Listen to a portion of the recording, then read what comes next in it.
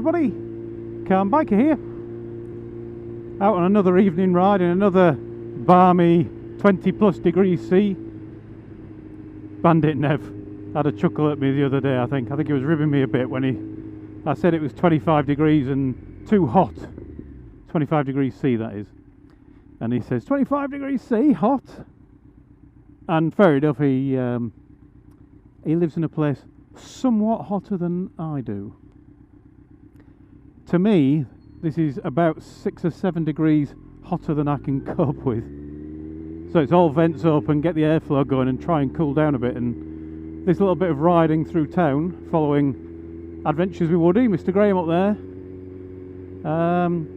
Yeah, no good at all. I feel the need for speed to cool me down.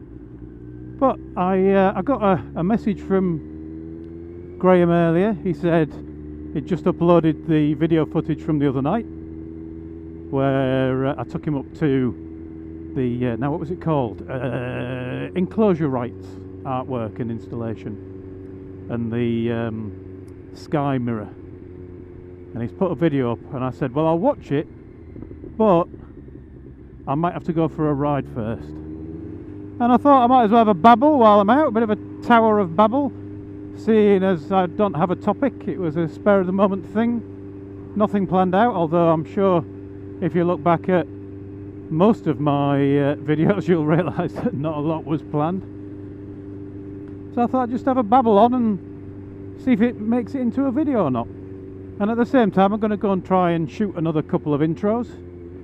The intros I've done so far, I recorded 4, but I decided I didn't like one of them, so I binned it again. But Graham knows of some good places to go and do intros, so he's going to lead me somewhere I've never been to before.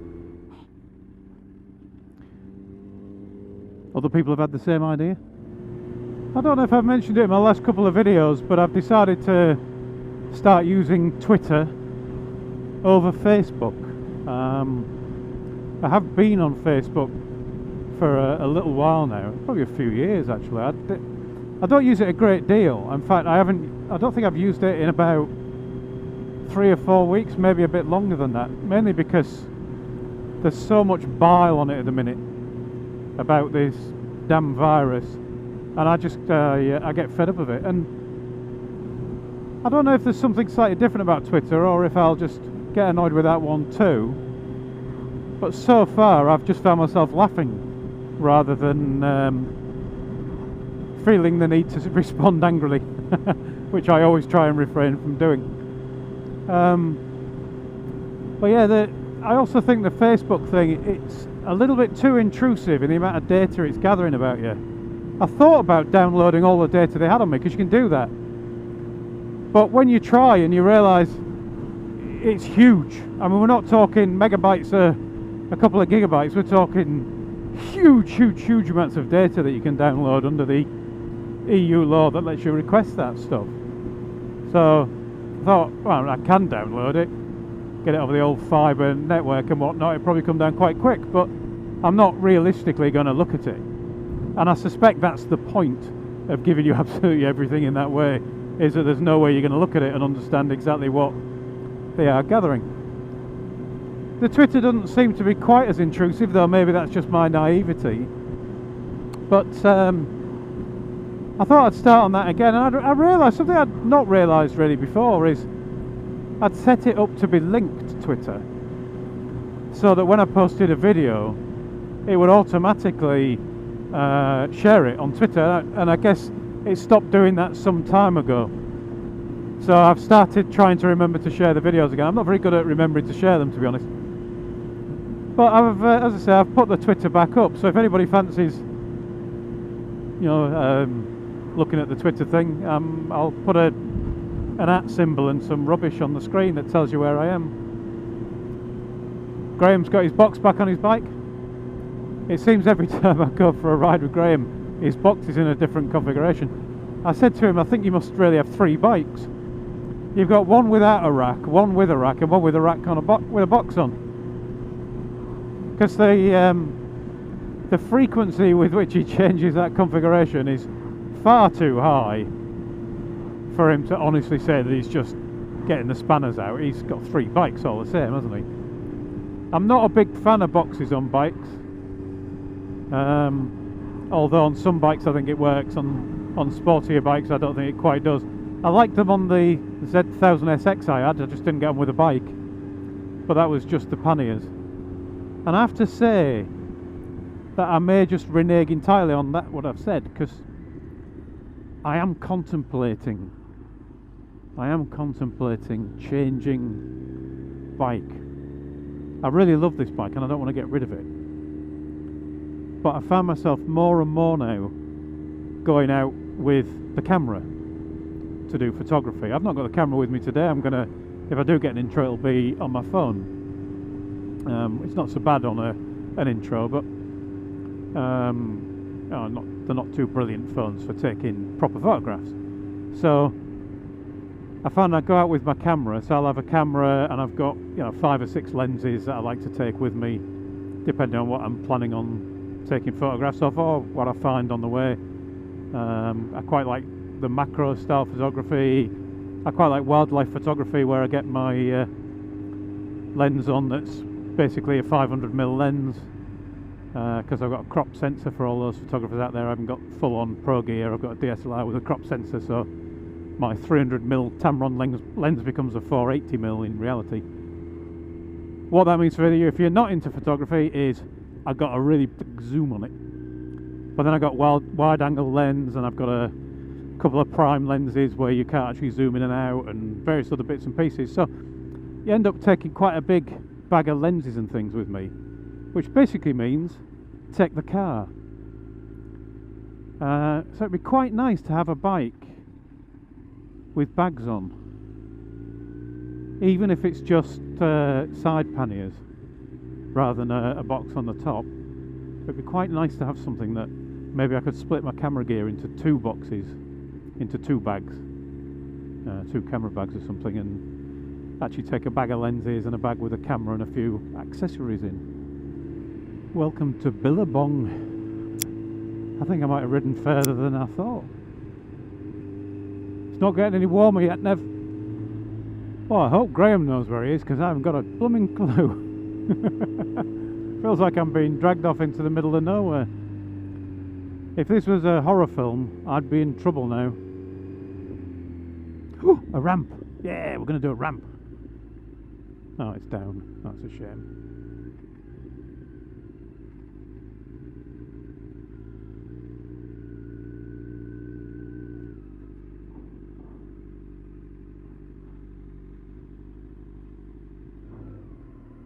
Just set up to do a video for an intro on this bridge, and on a road that's barely ever used, I'm reliably informed. We had several cars as I was parking the bike on it, and a van, and the van was quite heavy, and that bridge is much ricketier than I expected, so I actually had to grab hold of the bike because it was bouncing. I had a worry that it would bounce enough to fold the side stand in, and then it would have ended up badly, because I think the bike would have probably gone through the barrier and into the river. And I'm quite sure that putting a bike in a river isn't good for it. Now Graham, I can see him waving his arms back, so he's obviously telling in his vlog about all these places, so I'm going to do the same. So there's a tree, that's a tree.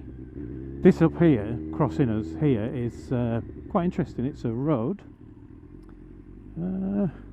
Sometimes there's cars on, but not tonight. And then up here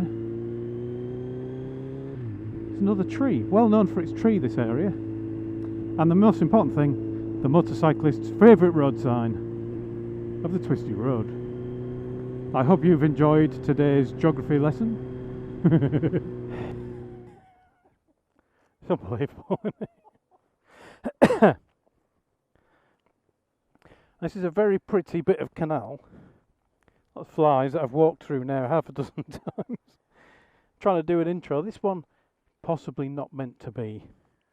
I've got the bike on this side of the canal where the road is, and I've got the camera on the other side of the canal over there, videoing. And I thought it'd be fun to have me sat on the side, kind of paddling, but not paddling quite. and then obviously for the ride off afterwards. And first we had a van pull up behind me as I was doing the last bit. Then we had a car pull up behind me as I was doing the last bit, and we got it all cleared and set up again. Then that van pulled up behind me. So it might not be meant to be. But if these chaps are about to go, then it might be meant to be. But I can see on that camera, as much as I like that shot, that it doesn't really work with a huge van in the background. There might be an attempt 10 in it, so I'm not going to move it just yet. There might not be, though, it's changing a wheel. Yeah, we had 9 or 10 attempts with cars going past and cyclists going past, and we thought we had it. So close to having it. And then realised there's an old fella in the background walking past and giving us the dirty look of an old man who doesn't like motorcyclists. So it is time to give up and try again another day. I was actually only shooting it from that side because the sun's over there, and I knew it wouldn't, on my phone, wasn't going to give me anything usable pointing the other way, which is a shame because it'd be a lot easier for setting up a shot. Still, I may have 2 intros from tonight, and I already have 3, so 5 isn't a bad place to be, is it? Graham was saying as we were coming in to pull up, or, well, no, not as we were coming in, because obviously I won't be able to hear him, but Graham was saying after we pulled up that while he was coming into the place that we were pulling up in, he started to understand why sometimes the Isle of Man TT races get postponed for half an hour because of the position of the sun. Because it really was very, very difficult to see anything. Well, that's a nice, another lock gate there. I might have to try that one another day. I have every intro a different lock gate. But yeah, you can see why when you get the sun this low, it gets very, very difficult to pick out anything. And especially when you're going through the trees, that's what I find the worst. If you're going through a set of trees, little wooded area, and the sun's shining in your face, so you get the dappled shade, I guess you'd call it, but what basically it means you get a blast of full sun, followed by darkness, followed by a blast of full sun really, really quickly, like through this tree now.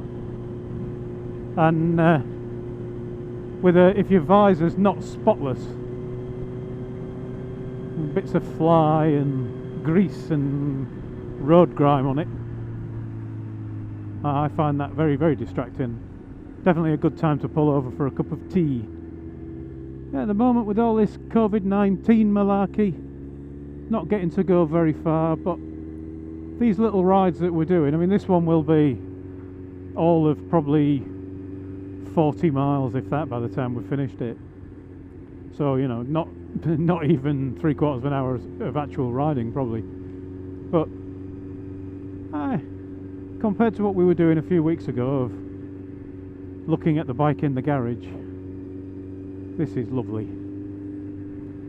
Nice to be back out and riding, even if I can't head off across the... Oh, well, no, technically I can head off across the country, but I've got work, so I can't.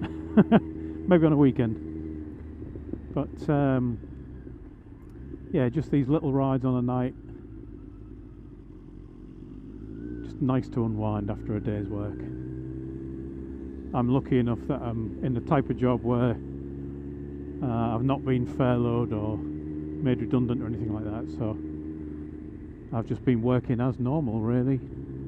I normally work from home 3 or 4 days a week, so the only difference has been an extra 2 days working from home. Anyway, I'm sure that's plenty enough babble. So I shall leave you here. Thank you very much for watching, everyone. Thanks, Graham, for showing us to a couple of pretty spots. Ride safe, everyone. And I shall talk to you all again soon.